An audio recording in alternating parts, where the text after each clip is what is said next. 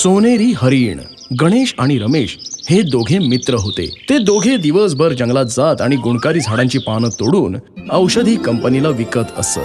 यातून मिळालेला नफा ते दोघे वाटून घेत. या कामामुळे दोघांचं जीवन सुरळीत चाललं होतं.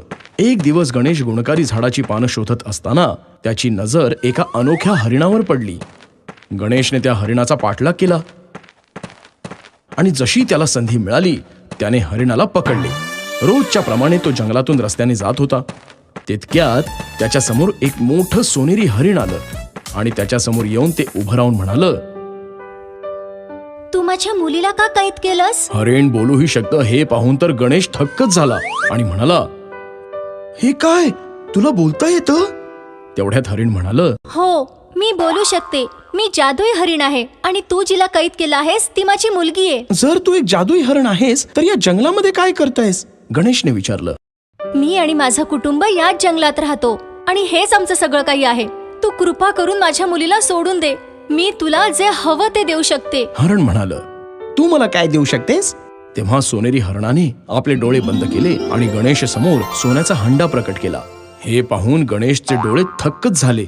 गणेशने त्या छोट्या हरिणाची सुटका केली आणि सोन्याचा हंडा घेतला. गणेश सोन्याचा हंडा घरी परत घेऊन येत असताना हंड्यातून एक सोन्याचं नाणं जमिनीवर पडलं असता ते रमेशच्या लक्षात आलं. रमेशने त्याचा पाठलाग केला. गणेश घरी आला आणि त्याने सगळी हकीकत बायकोला सांगितली. तर तिने सोन्याचा हंडा घरात लपवून ठेवला. सोन्या चांदीचा हंडा पाहून रमेश सैरावैरा झाला. लगेच त्याच्या डोक्यात एक कल्पना आली की त्याला सुद्धा एक असा हंडा हवाय. म्हणून तो गणेशकडे गेला आणि म्हणाला, गणेश, मी सगळं काही पाहिलंय. आता प्रामाणिकपणाने सगळं खरं सांग की हा हंडा तुला कुठे मिळालाय, नाहीतर मी सगळ्या गावामध्ये सांगत फिरेन. आता गणेश समोर काहीच पर्याय नव्हता. त्यामुळे त्याने सगळी हकीकत रमेशला सांगितली आणि त्यानंतर रमेश जंगलामध्ये सोनेरी हरिणाच्या शोधात निघाला. खूप वेळानंतर रमेशला सोनेरी हरिण दिसलं. रमेश हळूच त्या हरिणाजवळ गेला.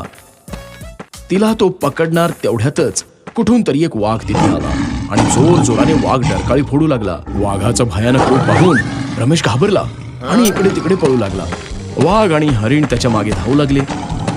मग काय, रमेश पळत पळत आपल्या घरी आला आणि म्हणाला, बाप रे बाप, आज तर मी चांगलाच वाचलो. देवाची माझ्यावर चांगली कृपा आहे.